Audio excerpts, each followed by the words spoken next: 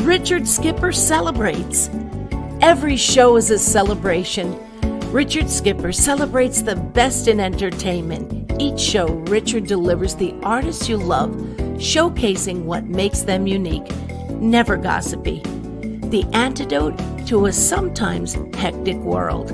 Now, here's your host, Richard Skipper.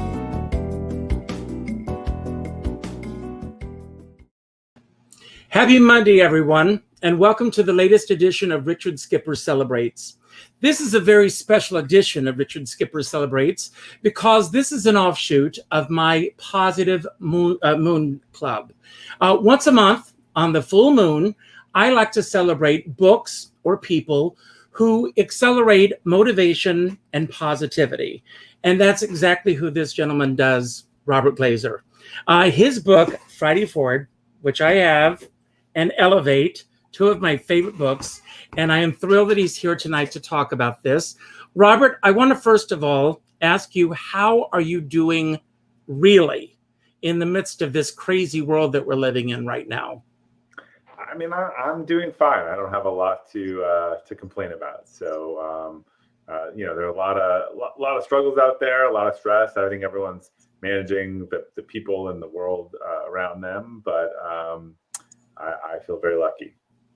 Now, before we jump into Friday Forward and this movement that you really created, I want to go a little bit backwards into your life and your childhood and what motivates you. And I always like to go back to the 5-year-old self because that is that time in a person's life before peer pressure is put upon you, before you start becoming what your classmates begin shaping you into what you become, what teachers think you should become or should not become. Tell us a little bit about what you were like as a 5-year-old kid. I think I was a pretty happy-go-lucky kid. I think fairly creative, was very independent from a young age, liked to do my own thing. So that would have been right around kindergarten. I don't have a lot of memories there, but yeah, I mean, I was always very, very independent from the time I was little. Now, do you have brothers and sisters? I do. I'm the oldest. Okay. And do you have, how many brothers and sisters do you have? I have one of each. Okay. So I have a younger brother and then an even younger sister. And do you have the older sibling syndrome? I'm the oldest, also of yes, 4. I have, and my wife is the firstborn. And my daughter is the firstborn of 2 firstborns, and she is a uber firstborn. So we joke about her with that. So it's not her fault. Yeah. So you've always been ambitious, I'm assuming. Yes, but I think for me that ran into, and this eventually probably manifests itself in my work and even Friday Forward. I think that ran into I'm not a color in the lines person. I am creative, like to do my own thing. And I think as I hit the formal sort of education of check the box and get it right and sit down, and those were all things that I was not very, very good at. I had a lot of energy, would have been diagnosed with ADD or ADHD. So I wasn't super high achieving in a system that really was based on conformity. Well, what were your aspirations? What were you thinking of doing with your life as you were going through high school and eventually into college? I went to college thinking that I wanted to be a lawyer. My dad was a lawyer. It sounded great. I don't think I even did. And then I interned in a couple law firms in college and realized didn't really like it at all, or maybe I didn't like the people or how I was treated. But I really got introduced in at that point to business and to marketing, and really kind of fell in love with that. And that became clear that's what I had always been, marketing and selling stuff and creating little businesses. And just no one kind of tells you that that's what you can be when you grow up. So. Well, I want to dissect these various aspects of your career. First of all, Acceleration Partners. Tell us a little bit about what Acceleration Partners really is. Yeah, so Acceleration Partners is a boutique marketing agency. We have about 240 people globally, and we help manage what's called affiliate programs or partner programs, which is where companies partner with either individuals or companies or otherwise who promote their products and services online. And rather than being paid a cost per click or per paid placement, they're paid on performance for everything that they sell. So we help set up and manage those programs for some pretty large brands. And it's really it's a win-win model, which has always resonated with me. Like, everyone does well when you get the desired outcome. A lot of marketing and advertising is win-lose in a respect. It's either like someone got a good deal or someone got a bad deal. But if you were to say, hey, look, I'll pay, $10 for everyone who sends a qualified guest for my show, and I send, 50 qualified guests and I make $500, then we both should be happy. Mm-hmm. And was this a company that you created, that you started yourself? I did. I started, it wasn't what we did originally, but it became a key part of what we did and then what we focused on. So I started it in 2007. And how did you come up with the name Acceleration, which I love? We were helping companies grow. And early on, we were helping companies raise money and help them with the growth. And then we discovered that the biggest problem for consumer-oriented companies is getting customers cost effectively. It's not, for a lot of them, it's not that their product or service is good or bad. It's can you get customers cost effectively? And that ultimately determines so we were helping companies in a bunch of different ways kind of accelerate their growth. And that's where the name come from. Often confused with like a venture capital firm. I've had people send me pitches and all kinds of stuff. I'm like, wow, we don't invest money, but I also wouldn't invest in your company because you clearly didn't do enough research to realize that we're not even an investment firm. So what do you think is the biggest mistake that people make when they go after a company in terms of marketing? A startup company, for example, that's just starting out, they reach out to a company such as yourself, reaching out to you to help them go to the next level. Yeah, I think they make two opposite mistakes.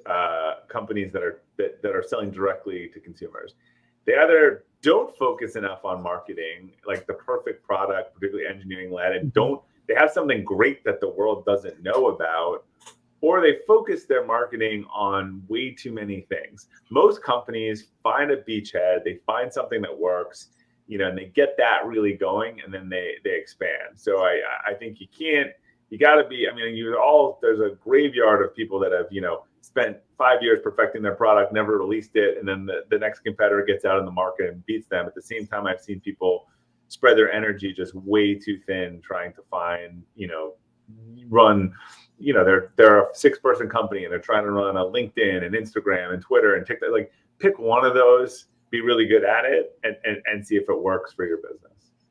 And is there anyone in particular, or do you think it really depends on the company itself in terms of the direction they're going? For example, a younger company, for example, may be interested in going the TikTok route. Yeah.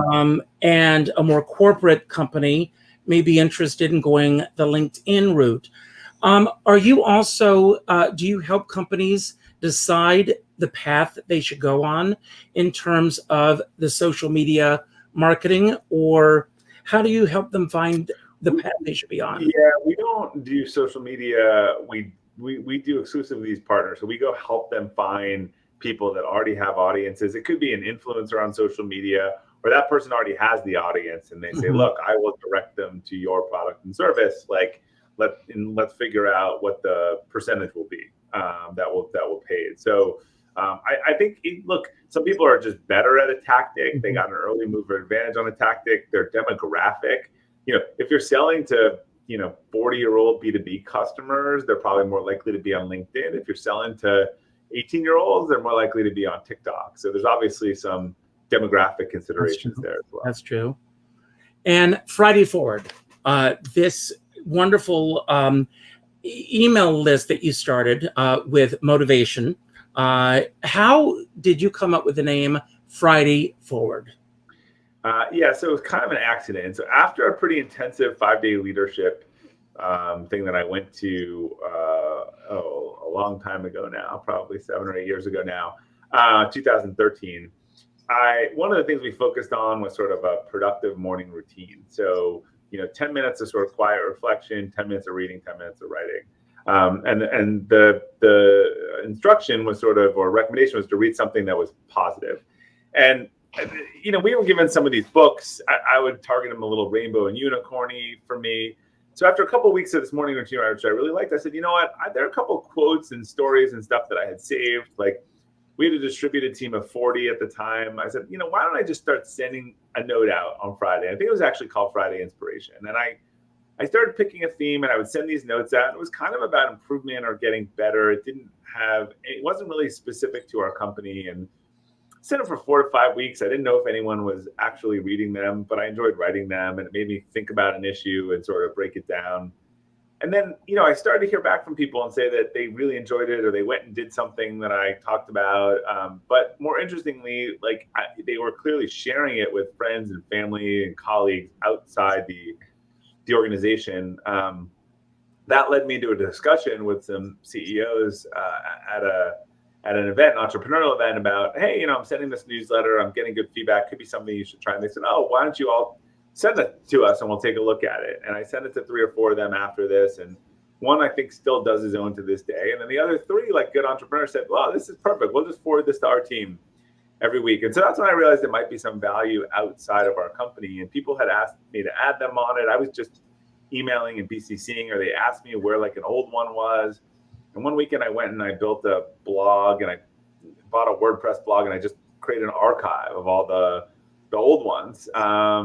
And I threw a couple hundred people on the newsletter list and set it up that way, so I didn't have to manage the inbox. And I thought I'd get all these, what the hell is this, take me off of it. But I got more nice notes and more people forwarded it, and it was being forwarded. So hence the name Friday Forward. And, within 6-7 years of doing that, there were, almost 200,000 people getting that email in 60 countries around the world. And of course, this has changed your life tremendously in terms of the TED Talks that you do and the other events that you do. But beyond that, what is the biggest impact that this has had on you in terms of the way that you're living your life?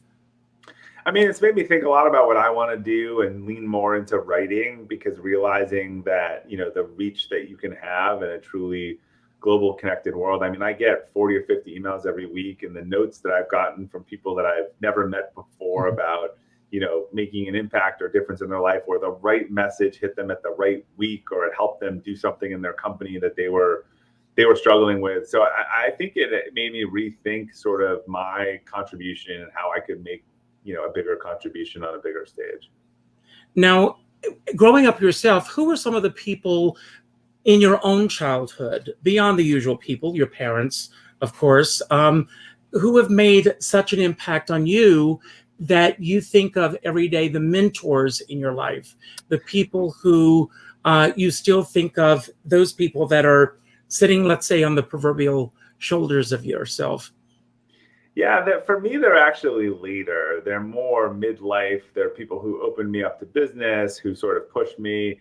Again, a lot of that sort of 12 to 15 or 16 was a lot of, hey, just follow the plan here, do the playbook, fill in the bubbles. Can't you just, wasn't, I had a couple of teachers. I actually had a photography teacher, who was, really inspirational. I mean, that was something I enjoyed from the creative side, but it was more sort of, I would say, early business career mentors that I think both, it's sort of we're very supportive, but then pushed me and raised the bar for me and helped me.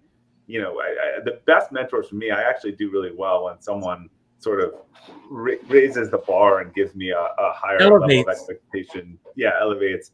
But I did not necessarily appreciate that early on in my life. So something definitely changed. Along the way, who are the people who have elevated you? Specifically? Yes. I had a great mentor in my first job out of college, named Arun Gupta. Also, my boss at that job, Tom Warren, had a phenomenal mentor. After that, in my next job, someone I worked with named Sarah DeTroya. And then I've worked with a gentleman named Warren Rustan, who has held 50 different leadership roles, CEO, board. He's the one who led that leadership thing that program that I came out of and started that routine, led to Friday Forward. He's just an example of someone who has elevated so many leaders into becoming better leaders. And he's someone who I work with to this day, sort of as a coach. Now, Robert, I'm all about celebrating people. And so I'm going to ask you a question, and I don't want any names or any specific situations that would give away a name or a certain circumstance in your life. But if you can think of a time in your life when you were not necessarily elevated by a particular person or circumstance, and what it was that took you to get through a very, if you will, a negative situation or a very difficult situation, and what got you through that situation to get to the other side? Yeah, so interestingly, I talked about this either in the Friday Forward or the book, but I have had one of these sort of, people like demotivating boss, not a bad person, but they just weren't a good leader, and just, someone who, one of the things I'm very careful to is to sort of criticize actions, not people or personality. And this is someone who would sort of criticize characteristics. And and I'm glad you just pointed that out. Thank you. Yeah, and I've always said, like, I've had people on my team come to me and share. I mean, they had like PTSD from someone 5 years ago who told them they are not something, like, versus they weren't doing something. Like, it's very different to say, hey, Richard, you're just not strategic, right? Versus, the report that you're giving just to the client does not have enough strategy, like, in it. I mean, that's when they were told they were not something, I mean, in a lot of cases, it caused a lot of long-term damage. So I actually had really committed to stay at this company because I felt like I had bounced around. I did tell the story, I think, in one of the Friday Forwards. It was actually sitting there in a restaurant with another friend and said, so why are you still at this job? And I was like, look, I need to put in 2 or 3 years. I need to kind of see this through. And he said, look, I give you permission to leave. And, this was not someone who I caught up with every couple of years, and just, he was just, reading me and saying, because I didn't need his permission, but he's like, why are you doing this to yourself? So again, that was a great example of sort of a pro and a con that I'd left that job and started 2 companies, one of which is the one that I'm running today, another which had a phenomenal run. So, if I hadn't been encouraged to do that and sort of walk away from that because I had made some, almost irrelevant commitment, then it might have turned out very differently. Now, how soon after you started doing these newsletters that were going out, did the speaking engagements start coming for you? I was speaking a lot in our industry around marketing. My first book was on partner marketing, and it was probably after Elevate I started to get asked to speak on that concept. Friday Forward came out during COVID, so a lot of the speaking I've done in the last 18 months has all been virtual. But yeah, it was probably, soon after Elevate came out. I think I had this audience. When people think about thinking about having someone to speak, they were like, I don't know his topics or in terms of an hour speech, but I like his newsletter. I think when Elevate came out and the framework of capacity building, and I started to have these books around specific, subject matters, that's when the speaking became, started to come more. Now I'm going to ask a question. It may seem like a silly question, but what are the pluses and minuses that COVID have had on your career in terms of the work that you're getting, the work that's coming out of COVID? It's affected all of us in terms of, right now you and I are meeting virtually, something that chances are would not have happened if COVID had not hit. But what are the pluses and minuses? And what are some of the changes that have happened in your career over the past year and a half that you think that you will be carrying forward as you go beyond COVID? Yeah, I mean, the number one thing I would say, in talking to a lot of people, except for my friends I know who are like raging extroverts, I don't know anyone who said they want to go back to the amount of travel that they were doing before on a business basis. So, if you told me I could go a year without, I mean, I was on the road almost every week or other week for my business or otherwise. And, we did pretty well, and I was on the road for a year. So it's funny. At one point, someone's like, stop writing about COVID and all this stuff Friday forward. And I was like, I'm not having any new experiences. A lot of Friday forward was I was out there, I was traveling, I was meeting people. Like I realized like I'm not having these, experiences that was a lot of the genesis for the content. So I think from that world, I'm not as excited to fly around the world to give a speech for an hour and not see my kids for 3 days. I think we've gotten used to spending a lot more time together. So I think there'll be a lot more flexi. I think it's permanently changed the speaking world. I think there's the ability to meet new people and do new things. And at the same time, I do think people have missed the human connection. We actually raised money from investors during COVID for our business. We were the first deal that they had ever done without meeting the team.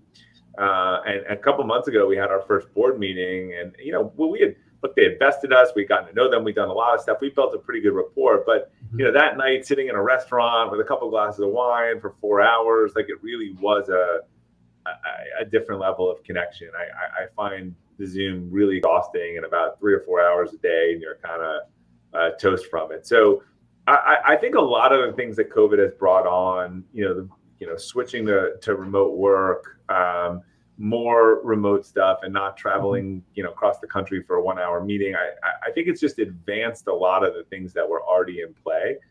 We're definitely coming back to a world where people want more flexible work. I think the roses off the bloom on the fact that you can get work done at home. There were a lot of companies who, declared that was going to be impossible. Some people are now mixing my metaphors, but companies are trying to stuff the genie back into the bottle, and they're finding that their employees are not really into that, and are just going to go on to another company that's willing to give them that flexibility. So I do think we realize that we value in-person connection, and we need that and that socialization.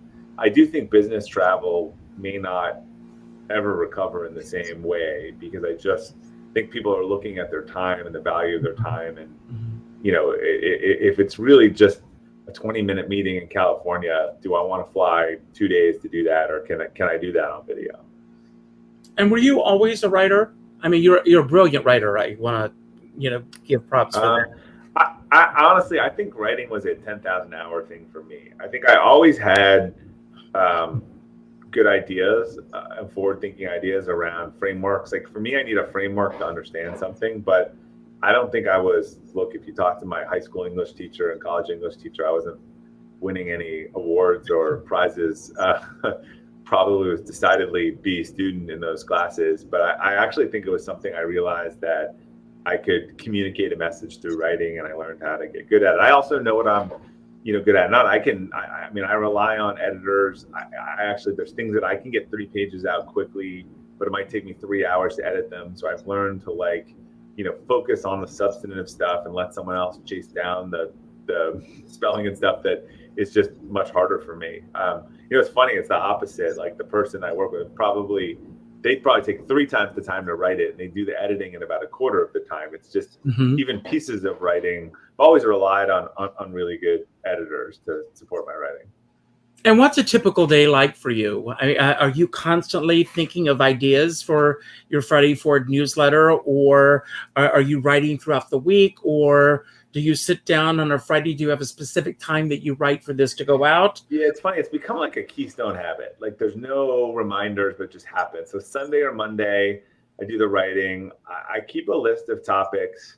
Sometimes the magic formula seems to be like current event equals current event plus lesson or structure or something around something equals good Friday Forward. So sometimes I'll have a theme that I wrote on I've got 100 on that notepad, but I don't go back to it that often unless something happens and I'm like, like this week's is on regression to the mean. And I actually used fantasy football as an example, because week 2, everyone's picking up players or dropping them, and if you went by the 2 weeks, most of the NFL records would be broken, on some of these players, and so it was a good entree to bring up the whole concept of regression of the mean and sort of how that plays out in life and business. So that happens a lot. Sometimes I'm working like a mental map. I'm laying out like 2 to 3 weeks in my head. Something happens, and I'm like, well, we'll put that one from next week. Like, so I was out like through this week. I don't know what I'm doing next week yet. So I might start thinking about that over the weekend, or go look at the list, and it'll jog my mind. I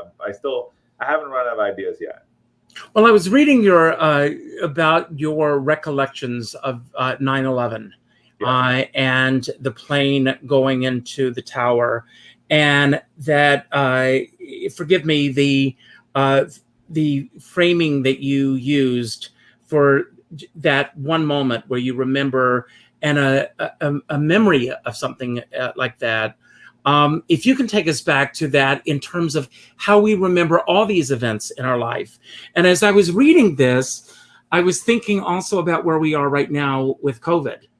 And how we will think about these moments a year. The key thing from that study, the 9/11 study, was that after about a year, they would ask people, where were you? What happened? These 10 questions. After about a year, it was only 60% accurate.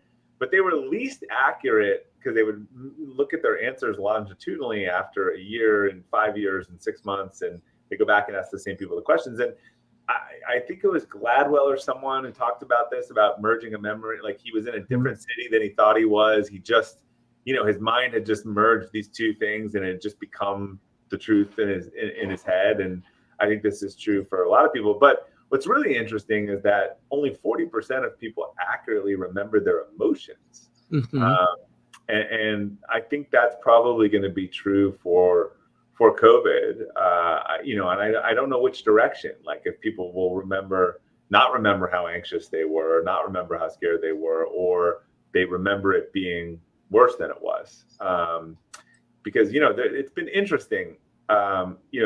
Obviously there's been a lot of divide and have not, a lot of different ways in COVID, but there's some people who literally, their lives were in danger, their jobs were in danger, they're not having a place to live, and real threats. There are others who had a job, had a home, had plenty of food, but were watching the news all day long and being psychologically tormented, by what is a very sensationalized thing on both sides. And even though they didn't have a direct impact, that has taken a toll on their mental health. So I do wonder how people will remember this, whether it was worse than or better than or angry or anxious, but the data says we won't remember it. The majority of us won't remember it that accurately. Well, speaking of which, do you go back and read your previous Friday forwards? I do, and I also, I have a journal, so that's a window into that, and yeah, I mean, one of my journal entries every week is effectively a Friday forward. So I mean, I do remember just abject fear from a business standpoint. That week in March, every week, every day was like a week. We were having emergency meetings every morning. Clients were canceling every day. I mean, it really seemed like we were headed down into the abyss. And, we were taking talking to coaches and people who were around. You generally want to get advice from people who've been through similar crises. And, the latest financial crisis was 2008. And, there are a lot of people publishing, what I wish I had done. And it was kind of like act sooner and quicker. And so, every day was like a week from about March 15th to May 1st. It was absolutely exhausting, physically and mentally. Now, have you ever thought about having other people, in groups, do their own Friday forwards? Is this something that you have worked on or thought about? No, there's been a spinoff. There's been a couple spinoffs that people have started their own, and some sort of flattery, or I'm happy for them to do that. But when they take the same look and feel, and like one of them I was on, I sort of unsubscribed. I'm like, look, I'm happy for you to do this, but he kind of took my template, my thing, the whole thing. Like I can't act You don't super like that? No. I can't act like I'm not bitter at your, but I can't act like I feel like you got to put a little bit of your own thing on it. Well, one of the things, excuse me, but are you able to copyright an idea like this? no, I'm probably not the first to have done it. I mean, anyone can write it. I mean, I've found since there was a Monday guy and there's a Saturday guy. I mean, there are a bunch of people that have different angles on that. I mean, again, there's nothing proprietary around that. But one of the things that's interesting is, you know, this concept of a book group. So I have this sort of workbook coming out in I think it's November, coming out with a paperback version this fall, either in October or November. And it's got sort of a prompt question around each Friday forward. I think one of the things that I've heard from teams and stuff that often, you know, people do these book clubs because they want the socialization. They want to go over and, you know, my wife, they, you know, go over and have a glass of wine. I mean, half the people are reading the book the day of. There's a lot of guilt about reading the book.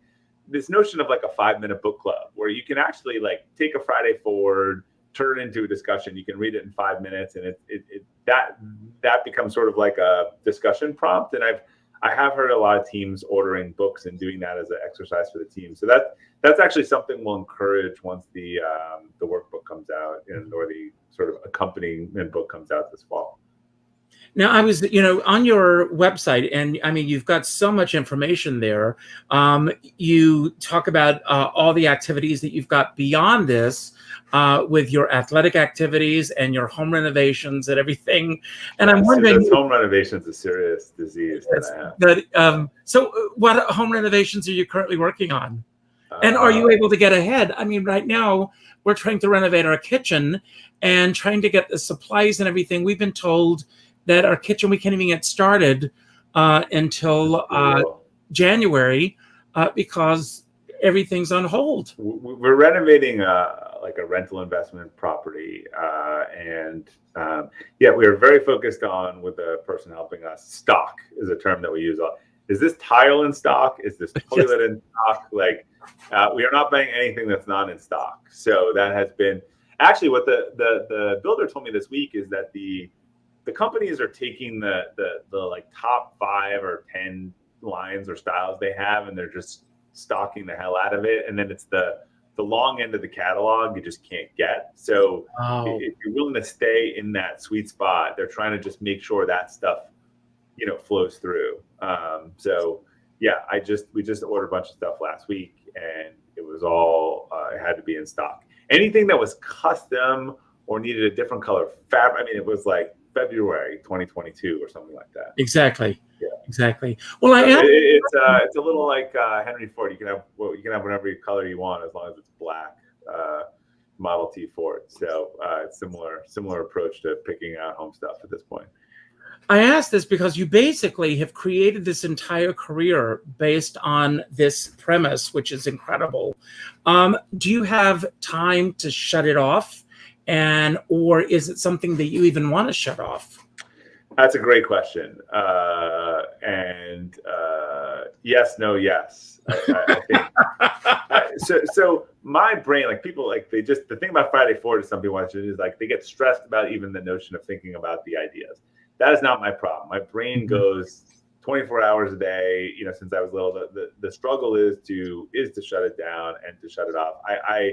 Why I like real estate and a bunch of improvements, I like trying to figure out a better way to do things. I don't like repetition. I don't like doing the same thing 100 times. Like if you need a new solution or a new answer or a different way of doing it or figuring out a way to make it better, those are the situations that I naturally am drawn to and seem to, you know the right thing to do in a lot of those cases. So yes, having that sort of better way personality is super advantageous when someone calls me in a crisis and says, this is tomorrow, and like what, and I'll come up with something. But it can be very exhausting for myself and my family and people in my business, because I'm just not good at leaving things alone. You know, I was messing with this app, trying to import this one app into the other. I just became like obsessed with it for the last, earlier today, because I wanted to figure out how to make it work, versus like going outside and taking a walk. So it is. I think any strength overused is a weakness, and I'm certainly prone to exhaust myself. And I try to work on exercise and meditation and create that quiet space, particularly at night, so I can go to sleep without a million things running through my head. Well, you've got the podcast, you've got the books, you've got the talks that you're doing. And I have my day job. That's just my night and weekend job. So how many websites do you currently have? Websites? All of my stuff is just at robertglazer.com, and then everything else is, part of our company. And do you have a team that, manages all this, or are you pretty much hands-on with everything? No, anything I do now, I have someone who supports my writing and editing and podcasting and speaking and that sort of stuff behind the scenes. And I have an incredible management team in my company. Similarly, my role in the company is to focus not on day-to-day operations this year, but what's the new idea? What's the new product? I like new stuff. So now we're partnered with an investment firm last year. We've done 2 acquisitions. We're going to try to do a couple more. I'm really driving that. And again, when I'm learning something new and learning how to identify companies, like that's when I'm most engaged. Mm-hmm. Some people like doing the same thing 100 times over because they find comfort in that. Like, I do not. And in addition to the writing that you're doing for Friday Forward, are you currently working on a new book? I just finished a book with the president of my company. It's our sequel to our first marketing book. So it's an industry book. And my next book in the sort of Friday Forward series will be in 2023, and that'll be Elevate Your Team. So it'll be taking the capacity building concept from Elevate and how to use that to versus growing yourself towards growing a team. Now, there's a lot of noise out there when it comes to marketing, podcast, live streaming, all of these things. How do you navigate yourself through the noise? I mean, first of all, I found you. And again, I love the books. But how do you yourself navigate yourself through all the noise that's out there? Or do you even think about the noise? I don't really think about the noise. I think there's this concept of 1,000 raving fans. I think some people are trying to reach everyone. I just try to make sure I put quality content out there, like stuff that helps people, right? If it actually makes an impact, changes someone's life, help them change their business, then they're going to be someone who sticks around. So I'm not measuring against any market share or metric like that. So that's pretty easy. I don't. Mm-hmm. I focus on what I can control, not what I can control. And actually, I've gotten sucked into I've sort of settled more on LinkedIn. Like, it works well for my audience. Like, TikTok's probably not where someone's probably crushed TikTok, but I have 300,000 LinkedIn newsletter subscribers. So this goes back to just kind of focusing on a couple things. I think you'll see me do less stuff even, next year. I'm really going to lean into the capacity building platform, probably launch a mastermind group around it or something.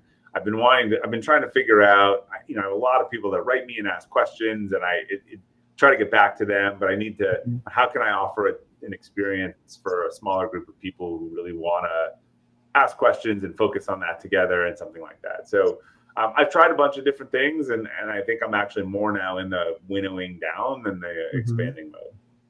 And Robert, was there a moment when you felt that you had made it with the work that you're doing, or do you feel that that's something that you're still working towards? That's a good question. To the sort of achievement personality before, I think I'm very bad at celebrating wins. So I think as soon as I hit one goal, it's like, oh, okay, on to the next one. So I actually think I'm trying to be better at, making sure I enjoy the destination, or my last book was a Wall Street Journal #1 bestseller. That was a goal. Boom. How do we do the next, what's the next thing? New York Times bestseller, right? It is just sort of a function of the disease in some sort of concept. So I probably need to do a better job of acknowledging where I am than constantly kind of moving the goalpost. But if you listen to enough people, talk to enough people in a similar bucket, it seems like it's a very common pathology. Absolutely. Yeah. Is there a particular moment, though, that you can pinpoint where people started recognizing you for the work that you were doing? I think not like a, I'm really bad. This is part of the ADD memory. I'm really bad at like, if I can recall anything, but when people ask me like, what was a singular high or a low, my brain just doesn't work that way in terms of like pulling out these examples. It's like I have to be around whatever we're talking about, and then I can unlock all the examples. But I think it's been more when I'm like, oh, when people are like, oh, I get your Friday 4. Why do I know you, or I've seen you, or, just finding out all these people who are signed up for this thing and just being kind of totally surprised by it. Or my daughter's friends thought I was famous or something at one point. So it wasn't any one moment, but more when people, through other people have sort of heard about my work or something I did or read it. It's always a little, it's always a little bit flattering. Mm-hmm. Well, for the moment that your name started getting out there, let's go there for a moment. Yeah. The business has changed a lot in terms of social media, the way that we present our work, the way that our work is perceived by others. What are some of the biggest changes that you've seen in terms of social media? And what are some of the things that you love about social media in terms of getting the work out there? And what are some of the obstacles that you really want to navigate a little bit better in terms of getting your name out there? Yeah, social media is a beast that you got to feed. And so I've always wanted to do something if I wanted to do it, or write it and make sense and be thoughtful. It sort of rewards like just keep going. And so sometimes I know like, oh, if I just do a quote today or a post, I really don't want to do it. And so I don't want to do it for the wrong reasons. I think that's the struggle with anyone on social media. I want it to be me. I don't want it to be a social media manager, but the frequency required for a lot of these folks, I'm sure, whether it's Adam Gant or Gary Vaynerchuk, I mean, they have like a team. And again, that would not looking to just get awareness for awareness. So I don't want to be managing a whole team of social media. Like if I want to share something, I have something to say, I say it, right?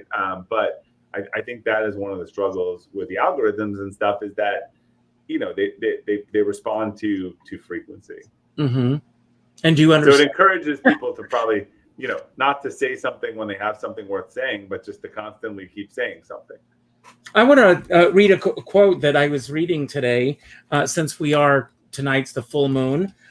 This is from actually President John F. Kennedy.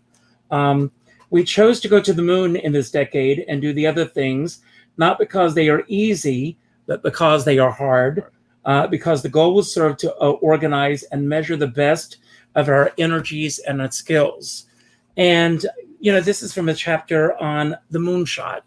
Yeah. And I thought it was appropriate tonight because it's all about collaboration. It's about putting that right team together. And obviously you have the right team working with you. A shout out to Heather, who's been great, with everything. So I'll tell her I was late, or, I'll get it. No. Thank you, Heather. So how have you gone about putting your team together? Yeah, I mean, this will lead to a post later this year, but as you build teams, if you really see yourself as a leader or someone who's developing people, you should want multiple people that could take your job. You should really say, like, I want these people to be as good as I am, or ready to take it over, or they're going to go lead, somewhere else. And so I really, I have a lot of faults and things that I don't do well. But wanting to hire people that are smarter than me and that complement skills that I don't have. And I think, I've helped build. I am not trying to do anything. So any time I'm involved in an initiative now as an entrepreneur, like that is not my day job. I make sure that the right people are there, the right team. Hopefully I can add value to that team, the type of strategy or market positioning or marketing value. But I see people trying to run like 4 companies at once and do everything. And not only is it unhealthy for them, but you check back in a year and usually all 4 of those things are out of business. So I have a few different things that I would do, but I would say, again, in most of those things, I almost have a CEO of each initiative, and I'm more of the chairman, and understand, what role I can contribute, but what it takes to do that on a day-to-day basis. So I have. Why do you think that most people are? I mean, do you think it's fear of someone taking over? Why do you think most people are afraid to delegate? It's something that I absolutely love. If somebody can actually take care of that, by all means, take care of it. And I tell people that all the time. But so many people are afraid to relinquish something that they can't do very well to someone else. Yeah, it's fear, it's control. They're threatened. I think I wrote about this a few weeks ago on the concept of delegation. But you're rewarded. It depends. In an organization, you're rewarded as a contributor for a long time. And if you actually want to be a leader, you have to switch your reward center from, it's not about what I do, it's about what my team does and how they grow. And otherwise, some people honestly don't want to do that. Some people get I get my satisfaction of something done really well. And if I could influence how that's done well, then I'm happy about it. Some people really need it to be them. It needs to be them. It needs to be their pat on the back. That's just, those people should be in a sales contributor role, or not leading a team, but like, Richard, you closed $1 million this week. Awesome job. That a boy. Here's your bonus. That's just sort of the Pavlov's dog, for them. Mm-hmm. And I want to ask you, because my shows are all about celebrating. What are you celebrating in your own life, whether it be in your career, in your personal life, with the people that you're around? I think it's very important, especially nowadays, with so much negativity that we are being presented with on a daily basis, to celebrate. And obviously you do that with this book and with elevating each other. What are you celebrating in your life right now? Well, literally, we just celebrated my son's bar mitzvah. And congratulations. That was a very tricky dance throughout the last 6 months of, will it be indoors or outdoors or outside? And, it was actually a learning process with him saying, look, bud, you're going to get bar mitzvah on this day. We're hoping it's in the temple. It could be on Zoom. We have this outdoor place booked if we can do it, if we can. And we were able to do everything. But again, we kept the expectations low, and we just felt like anything that we could do beyond all of our friends had online, events last year, that we'd be happy. And just having that time to celebrate, seeing friends and family, even if masked for the first time. Well, do you mind if I ask, how was he able to deal with that emotionally, knowing, at such a young age that there was a possibility that the expectations of what he was expecting may not have been met? I'm sure that you were able to sit down and talk with him, but how was he able to deal with that emotionally? I mean, my wife was very good about keeping his expectations really low. And again, everything's been canceled in the last couple of years. So I'm not sure. It ended up working out that we could do everything. But I don't know how that would have been if that had not been the case. But I do think that the bar had gotten low enough where, like, the stuff we were talking about possibly being able to do at the time when you're planning 6 months ago or a year ago, wasn't even possible. So it was an improvement. So I just think it does show, your lens of, we had to cut our list 50% from last time. Those were some tough friends and family, conversations and decisions. Mm-hmm. But we just looked at it as we were just lucky. We were lucky we could do anything. And I think the perspective on that was helpful for us and helpful for them. I don't feel like we lost anything. I feel so happy that we could have that day. At this point, wearing a mask is like normal. It doesn't even, phase me in a service, and able to do that with friends and family. And I'm so glad that you were able to do this. So God bless him. And, and it's also, as I said, it's the full moon, it's the harvest moon. I mean, were you ever affected by the full moon, or do you think that you're affected by the full moon? I don't know. Sometimes when I wake up in the middle of the night or whatever, I'll look outside and I'll see that it's a full moon. So I'm not sure. Sleep, I think I probably am affected. I've noticed it on a few occasions. So I'll have to see. Is it technically it's from last night to tonight? No, tonight is actually the full moon, and this is one of it's the harvest moon. Yeah. And it's supposed to be incredible tonight, especially in the next hour. So if you're able to go for a walk, I'll let you go in a few moments. Get out there and enjoy it. See it. I will go do that. So I need a good night's sleep after this weekend. So I hope it doesn't impact my sleep tonight. But yeah, that's the one thing that I have noticed around full moon, or that it just seems really bright. So as we wind down, I have this little homage to Inside the Actors Studio, James Lipton, whose birthday was yesterday. And these are just some random questions that I ask you just to get a sense of who you are. Yeah. So just be prepared. What is the best thing about your life? My family. Perfect. What is the best thing about living this moment in history? I think this is truly a time of tremendous resources and abundance if we use it correctly. Great answer.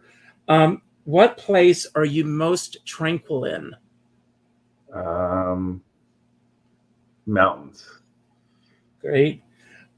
What is the worst departure in your life? Departure, not like an airport.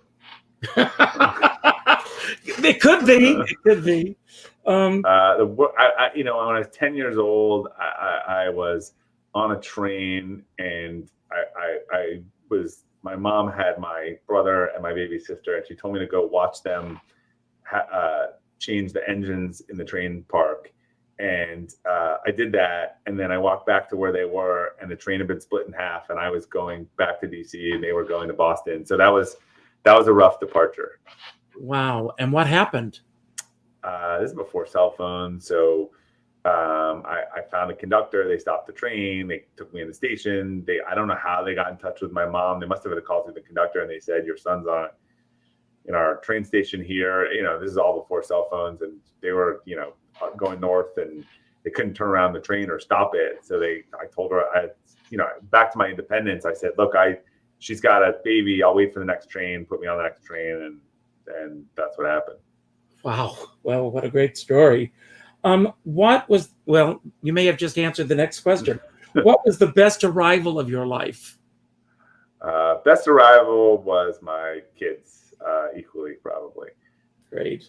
What was the worst accident that you ever experienced? The worst accident, I got someone slid into me at a party in college and sort of took my legs out, and I kind of landed on my chin. So I still have a scar to this day. I have to be careful shaving. Too. Yeah. But if that's the worst, I feel lucky if that's the worst accident. When has your intuition served you the best? Always with respect to people. I think any time I have ignored a early warning sign around, this is not someone I want my kids to be around, this is not someone who shares our values, and I have overlooked those, it has always come back in a bigger problem later on. And my last question for you, in what situation do you exaggerate the most? That's a good question. Do I exaggerate the most? Probably my storytelling. No, don't go anywhere for a moment. I want to thank everyone for being here tonight. I do highly recommend both of these books, Friday Forward and Elevate. Go to robertglazer.com. Get the newsletter. I get it. I look forward to these. They are so incredible. Thank you, Robert, for being here tonight. I want to thank everyone for being here. You could have been anywhere else for the last hour.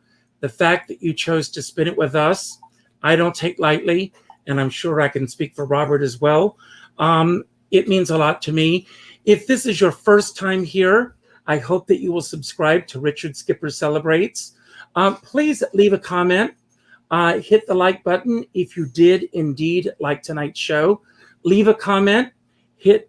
Share this with your friends. Let other people know what you think of tonight's show. I also end every show by telling everyone to go out and do something nice for somebody else without expecting anything in return. Go to your Facebook friends list, and let's say the second name that pops up, reach out with a phone call. Let that person know what they mean to you. Not a private message, not an email, not a private inbox message, but a phone call. Let that person know what they mean to you. As a dear friend of mine says, we're all in this together, but we're not in the same boat. And you never know what someone else is going through at this time. So please take the time to reach out to other people. But I always say, if you're going to be out in a boat, make sure that you bring a skipper along. So, Robert, I'm going to leave the screen, and I'm going to give you the final word. Anything that you want to say about anything that we talked about tonight that you want to expound upon, anything that we didn't talk about that you wish we had, or just any message that you want to put out to anyone who's watching now. I thank you for the gifts that you've given to the world and that you're going to continue to give. And thank you for being here tonight. Thank you. Thank you very much. The one thing we didn't talk about that is talked about both, I think, in Friday 4 and Elevate is just the importance of core values. I think understanding your personal core values is one of the most important things you can do in life. It was the game changer for me in that leadership session that I spoke about that ultimately led to Friday 4, to me being able to sort of put my values on my desk, begin to make decisions based on those. So I believe a lot in that work. I've started doing it with my team. If you go to robertglazers.com and go on the courses, you'll see I actually created a core value course that's about an hour to help you work through that process, if that's something you want to do. Because I think, again, once you figured out your core values, everything becomes a lot easier from there. So thank you very much. I hope you all have a great night.